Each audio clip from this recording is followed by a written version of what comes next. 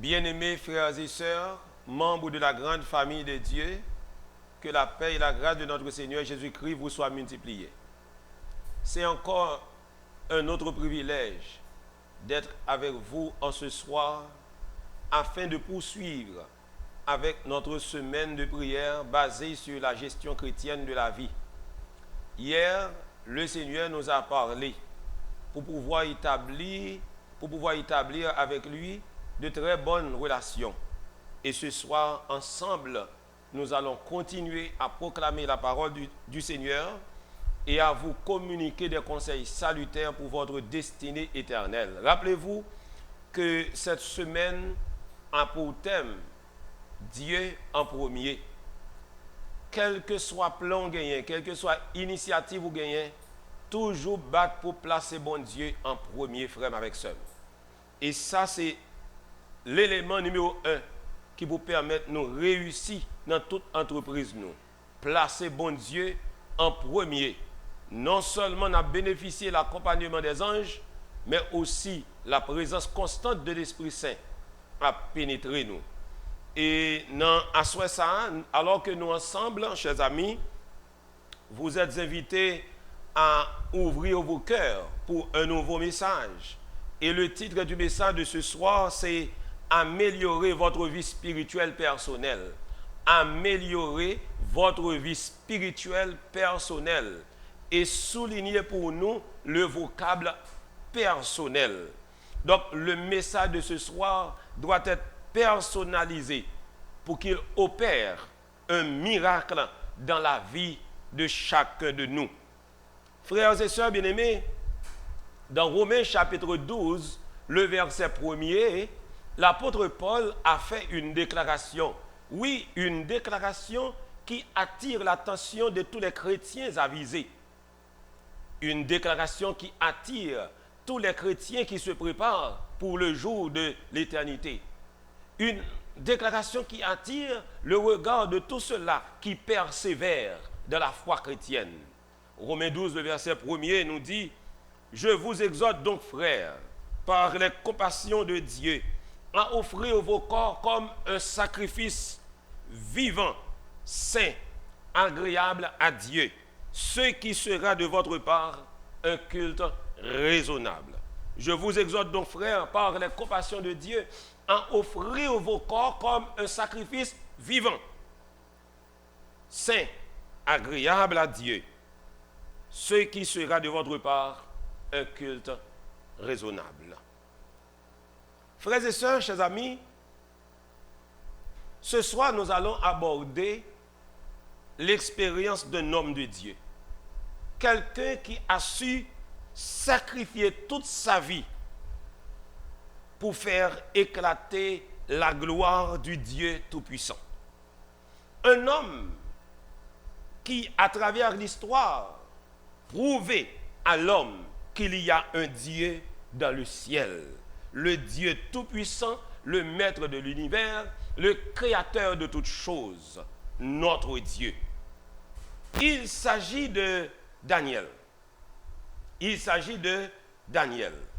Mais bien aimés, nous, tout à vivre dans un temps qui est agité, il y a un temps qui est difficile, il y a un temps qui est très bouleversant.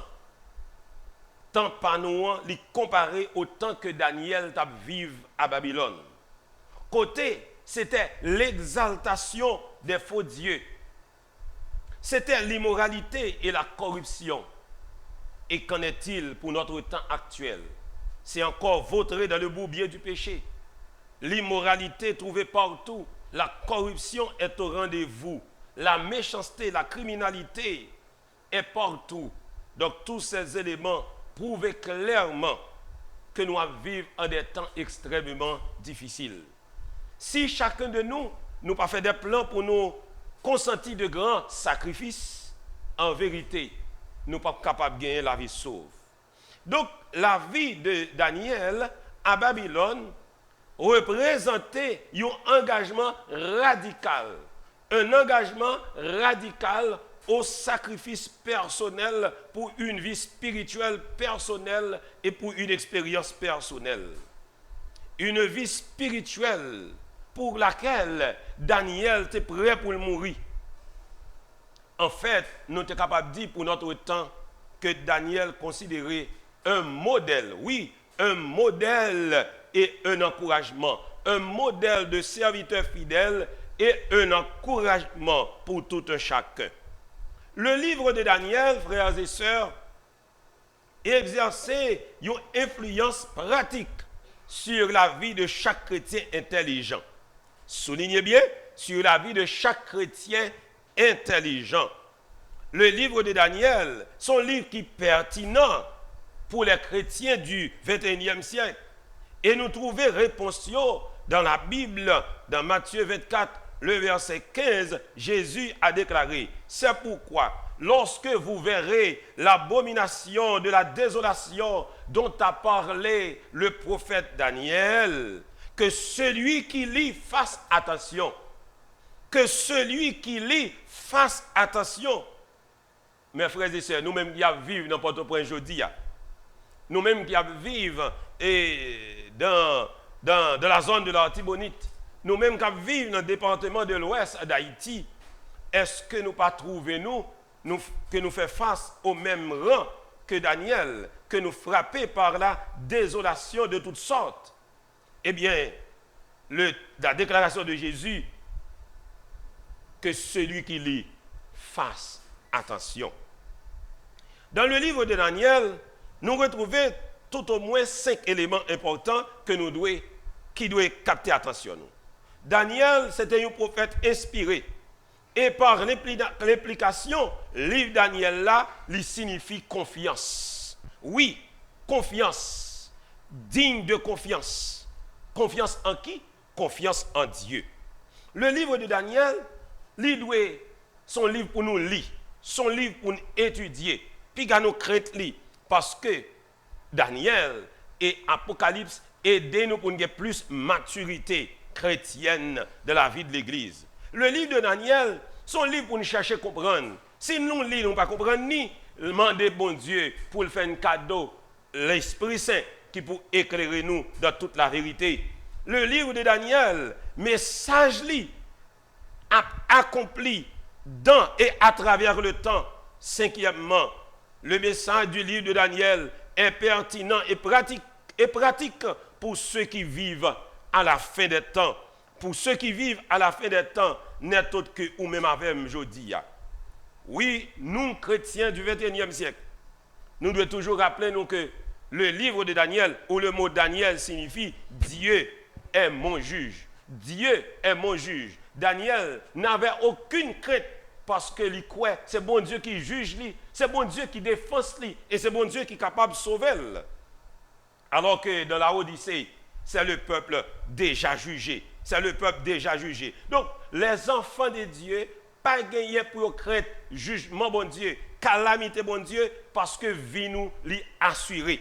Vie nous assurée. Daniel, c'est un type du peuple de Dieu qui a vécu pendant l'époque du jugement, juste avant la seconde venue de Jésus. Le livre de Daniel, il gagnait 2 genres. Le genre historique et le genre prophétique.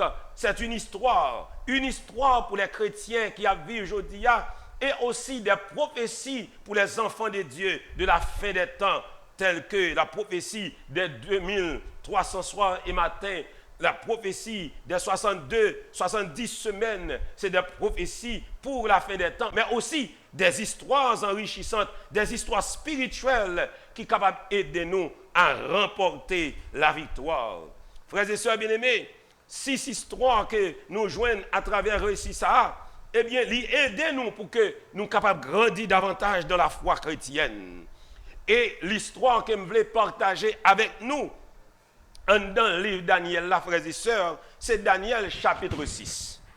Daniel chapitre 6, présentez-nous un vieillard. Un vieillard qui consacré à Dieu, vili et qui fidèle à bon Dieu, qui a une relation verticale avec le ciel, une relation inébranlable, une relation solide, une relation dynamique, frères et sœurs.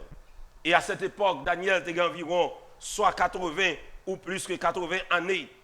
eh bien, Daniel te fait face à des problèmes parce que ils n'ont pas d'accord pour prier le Dieu créateur. Ils ont fait appel à l'adoration des hommes. Ils ont fait appel à l'adoration des hommes, frère avec somme. Et lorsque nouvelle arrivait dans les oreilles, Daniel consacrait toute lui-même à bon Dieu. Et m'a dit bien, lorsque les hommes voulaient montrer au Seigneur pour adorer, toujours prouver, ou bien un seul pour adorer, c'est celui qui a fait le ciel, la terre, la mer et les sources d'eau. Daniel chapitre 3 et chapitre 6, présentez-nous l'adoration des hommes. Et dans Apocalypse chapitre 13, présentez-nous l'adoration de la bête ou la marque de la bête. Eh bien, ces trois regroupements que nous joignons là, Daniel chapitre 3, Daniel chapitre 6 et Apocalypse 13, impliquaient la persécution pour l'obéissance à la loi de Dieu, pour l'obéissance à la parole de Dieu, le fait de maintenir une relation intime avec Dieu sujet à la persécution. Ça impliquait une fausse adoration, choisir d'adorer la nature ou les êtres créés. C'est une fausse adoration. Il impliquait également condamnation à la mort, si toutefois nous refusons d'obéir à ce que l'homme demande pour nous faire. Frère, avec sœur, en dépit de tout cela, dans ces trois facettes d'adoration, c'est que le Dieu de délivrance demeure avec ses enfants. Le Dieu de la délivrance demeure avec ses enfants et il a une façon d'intervenir. Alors, dans le cas de Daniel, des trois jeunes Hébreux, les amis de Daniel, qui acceptaient la fournaise ardente, Papa, bon Dieu, descend dans la fournaise là et permettre qu'elles sont sous messieurs pas brûler. Et ça, belle la frère et sœur. Chaîne qui te marre, messieurs, yo brûlé. Moun qui te porte à voyer dans du feu, chaleur du feu, éliminé yo. Et pourtant, messieurs, yo a marché dans le temps du feu. Nebuchadnezzar a déclaré, lui, ouais, il y a une quatrième personne qui c'est une personne extraordinaire. Et ce personnage extraordinaire n'était autre que l'ange de l'Éternel. Et pour nous aujourd'hui, c'est Michael, Jésus le sauveur de l'humanité. Frères et sœurs bien-aimés, pour le cas de Daniel, eh bien, arrivé de la force au lion, c'est la plus belle soirée que Daniel t'a fait. 20 lions tournaient oreiller pour lui. Lions yo zami Daniel au lieu de dévorer. Dans Apocalypse 19, le verset 11, nous voyons Dieu a un plan de sauvetage pour tous ceux qui désobéissent aux lois humaines. L'histoire de Daniel de la force au lion a le même thème que celle de Shadrach, Meshach et Abednego. Et c'est ça que nous sommes dit là. Frère, sœur, moi, il y a un décret proclamé, eh bien, pour tout le monde pendant 30 jours, qui n'a pas adoré le roi, qui n'a pas dit roi, c'est vous-même qui bon Dieu, et même moun ça a tombé de la force au lion. Daniel, bail exemple. Il est d'accord pour le prier bon Dieu 3 fois le jour avec la fenêtre ouvrie en direction de Jérusalem. Daniel a prié, Papa bon Dieu, le matin, midi et soir. Il n'a pas fait aucune inclination. Il a accepté le danger pour la cause de Dieu. Et ça qui est belle, avant même que Daniel t'est arrivé dans la force au lion, Dieu t'a déjà fermé bouche lion. Est-ce que bon Dieu est avec nous? Le psaume 46 nous dit, Dieu est pour nous un refuge, un appui, un secours qui ne manque jamais de la détresse. Le psaume 91, le verset 1er nous dit, celui qui demeure sous l'abri du Très-Haut repose à l'ombre du Tout-Puissant. Et m'a dit bien, lorsque vous marchez avec bon Dieu, ou craignez bon Dieu, vous marchez avec elle fidèlement, eh bien, m'a dit, bagay ou pas t'espérer à réaliser. Le psaume 34, verset 8 déclaré, l'ange de l'Éternel campe. Oh, soulignez ça, l'ange de l'Éternel campe autour de ceux qui le craignent et il les arrache au danger. Frère avec sœur, ou même avec moi aujourd'hui, nous ne pas placer dans le même contexte et dans la même situation avec Daniel. Nous n'avons pas force au lion physique, mais je dis à nous, il y a des lions qui autour de nous, qui veut briser nous à chaque instant. Et c'est ça qui fait nous besoin de prier beaucoup plus. Cette semaine de prière doit être un moyen de révolution spirituelle pour chacun de nous, mes bien-aimés. Un moyen qui vous permettre nous en connexion directe avec l'Éternel. Parce que nous, par contre, qui plan Satan pour nous. Mais plan bon Dieu pour nous, c'est assurer nous la sécurité physique, mentale et spirituelle. Est-ce que nous croyons dans ça, frères et sœurs? La sécurité physique, mentale et spirituelle. Frère, avec somme, Daniel allait et jeté dans la fosse au lion. Lion n'a pas dévoré. Et ça, c'était un sujet qui touchait le roi Darius, qui dans la matinée courit. Et lorsqu'il arrivait, il dit Daniel, serviteur du Dieu vivant, est-ce que mon Dieu a servi à, voyez, ange vient délivrer? Oh oui, Daniel répond, oui mon roi, l'Éternel a envoyé son ange et a fermé la gueule des lions. Oui, bon Dieu, voyez, ange pour fermer bouche lion yo. Daniel est arrivé bénéficier la sécurité totale parce qu'il était resté fidèle à bon Dieu. L'exemple de Daniel, frères et sœurs, nous laisse un héritage de principes pratiques pour la vie spirituelle. Tout d'abord, le niveau d'engagement de Daniel était ferme. Daniel était ferme, solide dans sa conviction. La prière était sa plus haute priorité du jour. La prière était sa plus haute priorité du jour. Et en ce moment, moi, je vais poser la même question ça. Est-ce que la prière a une priorité pour nous dans la vie? En tant que chrétien du XXIe siècle, en tant que chrétien serviteur du Dieu vivant en 2023, est-ce que la prière a une importance pour vous? Est-ce que vous avez des temps de qualité ou passer avec mon Dieu? Regardez bien, je suis dans l'église pour les hommes et femmes mariés qui gagnent de bonnes relations, ou après les chita ensemble, ils toujours dialoguer. Pour quelle raison? C'est parce que moun a toujours gagné des temps de qualité ou passer ensemble. Ou même avec bon Dieu, qui s'annouille?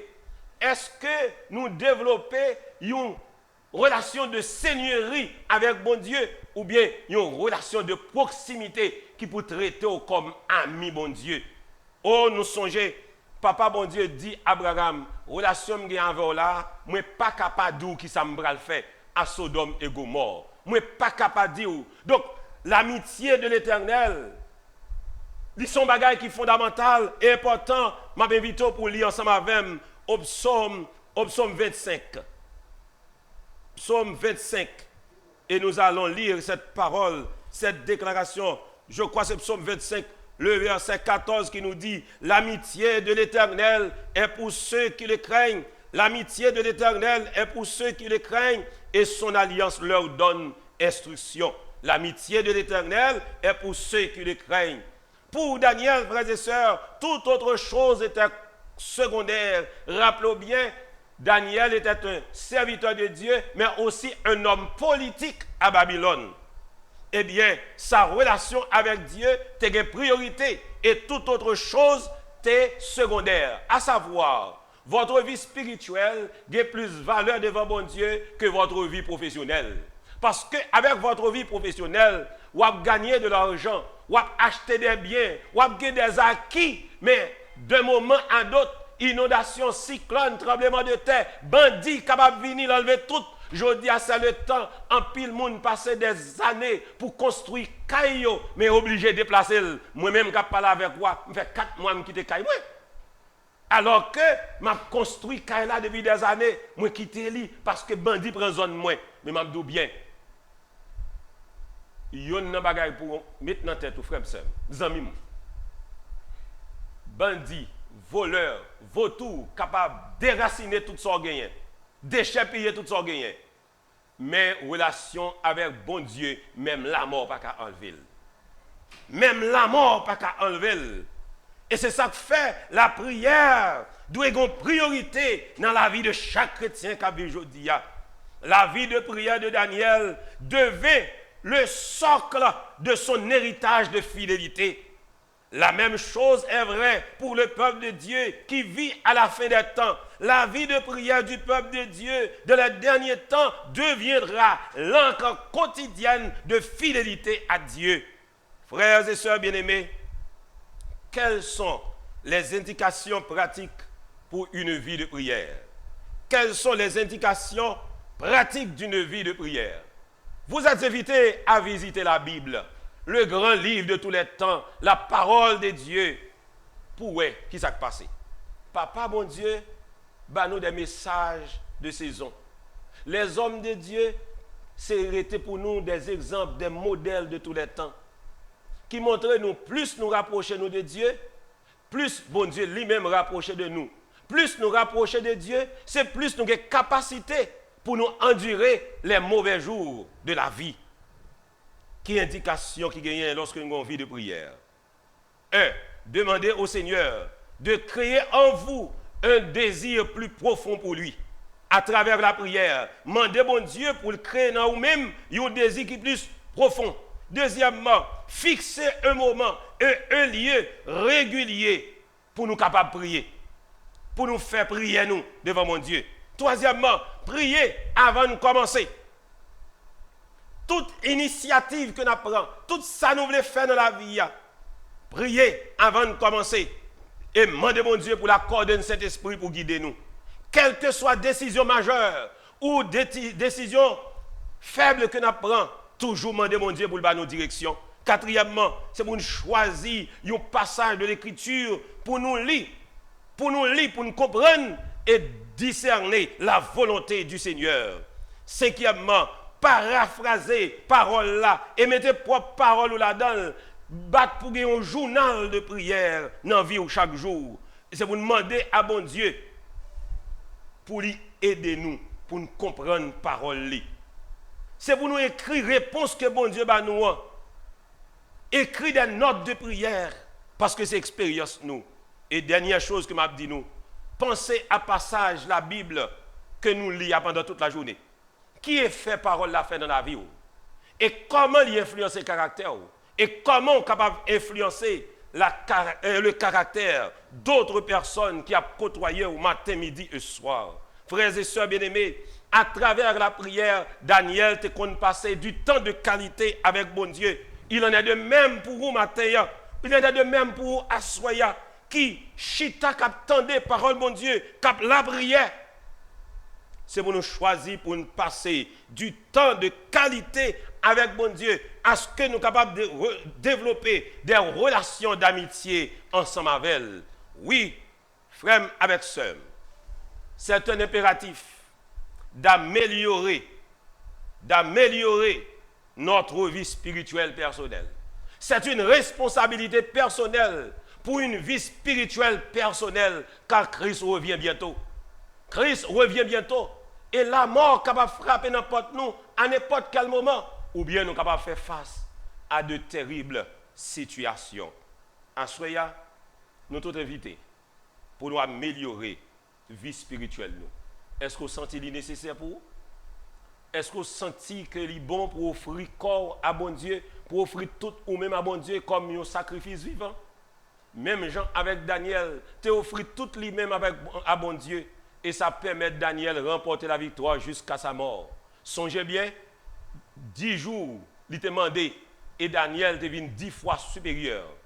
Ensuite, vient un rêve pour expliquer, c'est Daniel qui a des capacités pour expliquer toutes les visions, tous les songes à Babylone.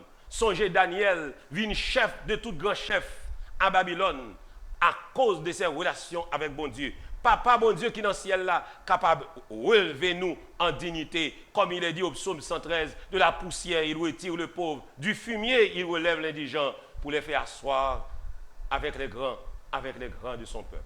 Oui, mes frères et sœurs, que le Seigneur, dans sa bonté, capable d'aider nous, développer de bonnes relations avec lui, pour améliorer la vie spirituelle nous.